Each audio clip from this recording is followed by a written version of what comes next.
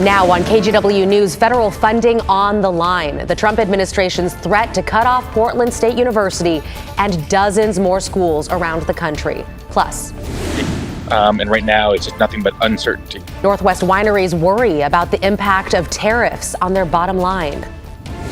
And why the program set up as an alternative to a police response will now work alongside officers on some calls.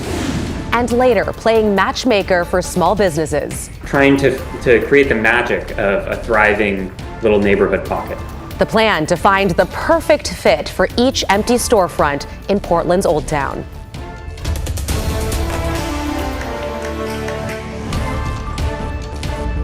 Thanks for joining us here at 11. I'm Christine Pedawanich. We begin with a change in tactic for the Portland program that helps people experiencing a mental or behavioral health crisis. Mayor Keith Wilson is expanding when Portland Street Response can step in.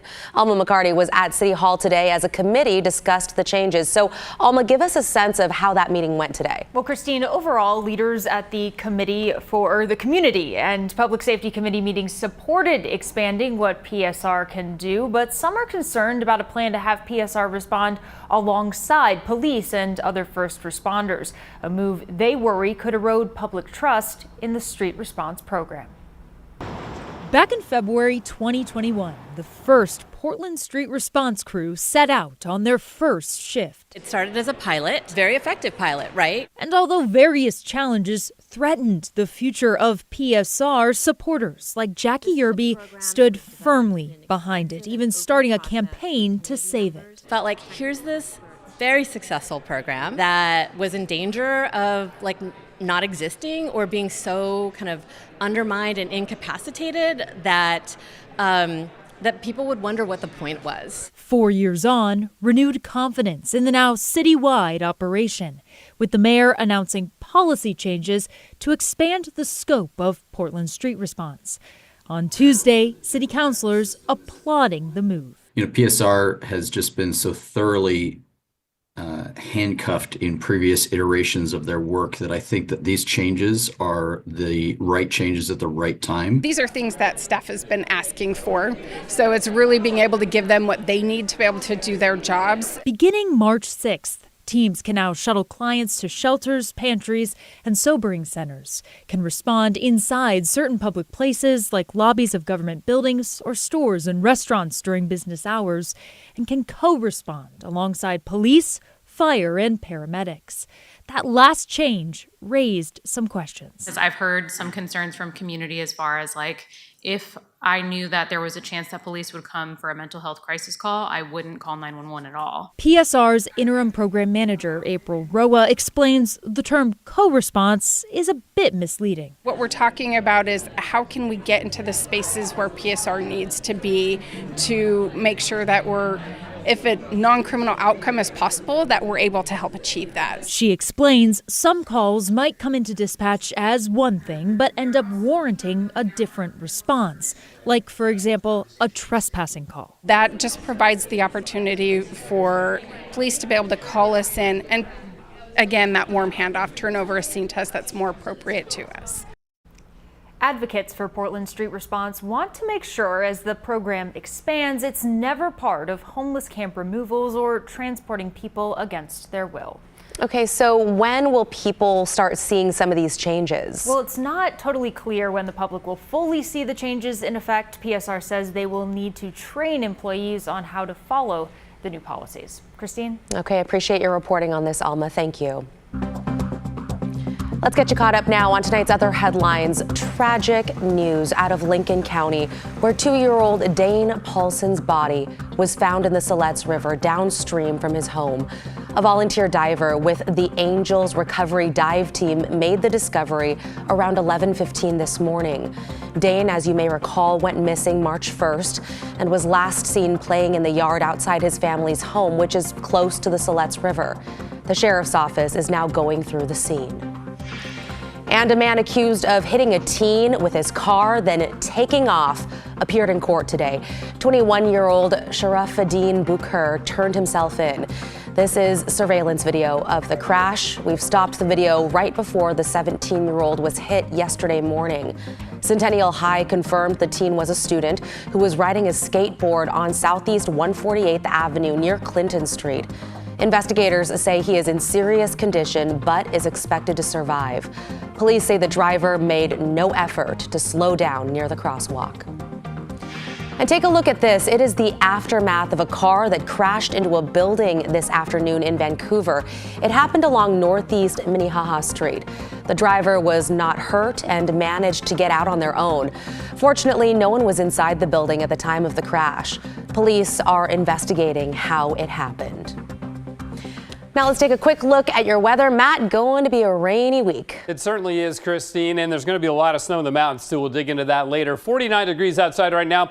The rain has stopped. There's been a little bit in the last couple hours. We had 1/100 of an inch in downtown Portland, but that first band is moving on out, and there's really not much in the immediate upstream area of us. So we'll get a little bit of a break tonight, but by morning we expect the rain to be with us, and it looks like a rainy morning commute, rainy at noontime, and then breaking up into showers in the afternoon. So we may get a touch of sun at that point. Sunset at 7:13 during the day tomorrow. The headlines, though, again, the rainy morning commute, and then we'll focus on the heavy Cascade snow coming for Friday and the weekend. It's really going to pound down up there, and the snow level as low as 1,500 feet come Thursday. So, yeah, the ski area is going to get a big boost. In fact, already snowing at Timberline. Christine? Lots of happy skiers and boarders. Thank you so much, Matt.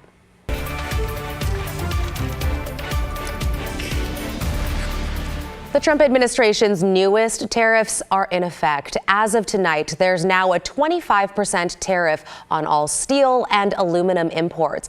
The new tariffs were briefly expected to go even higher for Canada after Ontario's Premier Doug Ford threatened a 25% tariff on electricity that it provides to some U.S. states. But Ford has since backed off on that. The president has also called for Canada to drop its duties on U.S. dairy products. And those tariffs are already having a ripple effect on American businesses, specifically alcohol. British Columbia has pulled all U.S. alcohol from shelves. That's including wine and beer. They're urging their customers to buy Canadian products instead. The Washington Wine Commission says Canada is the #1 export market for Washington wine. The commission says more than 132,000 cases of wine were sold to Canada just last year. That was valued at just over $10 million. It's been a roller coaster of a couple of weeks for sure. The tariffs, in particular with Canada, have been quite damaging and quite troublesome. Canada is our #1 export market and is basically been eliminated in a short period of time.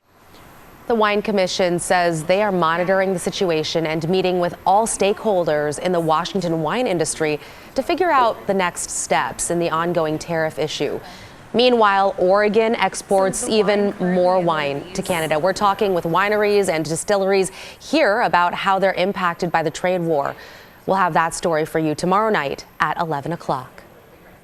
Many public universities are also facing uncertainty when it comes to federal funding. The Department of Education sent warning letters to 60 schools, including Portland State. Catherine Cook is here in studio now. And Catherine, those letters indicate the schools are under investigation. They do, Christine. The warning came from the U.S. Department of Education's Office for Civil Rights. It tells the schools they're being investigated for anti-Semitic discrimination and harassment. The universities, like Portland State, are being told their federal funding is at risk if they don't protect Jewish students. The letter refers to, quote, relentless anti-Semitic eruptions like the protests at PSU last spring over the Israel-Hamas war. Portland State was already under investigation by the Biden administration over a racist flyer that appeared on campus last year. In response to this new investigation, Portland State said it's dedicated to preventing any form of discrimination or harassment. Their statement goes on to say, quote, the school will continue working with community Jewish organizations and supporting efforts to combat anti-Semitism and mitigate the impact of hate and bias. The Trump administration has already followed through on at least one funding cut. Columbia University in New York, which has been the site of large pro-Palestinian protests, lost $400 million in federal grants and contracts this week. Christine? Yeah, lots of schools there in an uneasy position. Thank you for your reporting, Catherine. Well, one day after Oregon Governor Tina Kotek introduced 2 bills focused on school district accountability, Portland Public Schools officials say the plan puts more pressure now on districts without the money to back it up. Portland Public is already facing a roughly $40 million budget shortfall, and district leaders say the bills could make it even harder to support students without more funding. So these are the bills we're talking about: House Bill 2009 and its companion Senate bill. They would require schools to meet certain state metrics to show districts are meeting students' educational needs. Oregon students performed lower than pre-pandemic levels in recent state testing. Portland public school leaders say the bills don't provide the resources needed to improve those numbers. I will say testing alone isn't going to solve some of the achievement concerns that we have in our system. Support will. Making sure that we have the resources so that we can fully fund our classrooms with the humans that they need to help close some of those gaps in with our learning. So if a district fails to meet state standards 4 years in a row, the state could take control of up to 25% of its funding.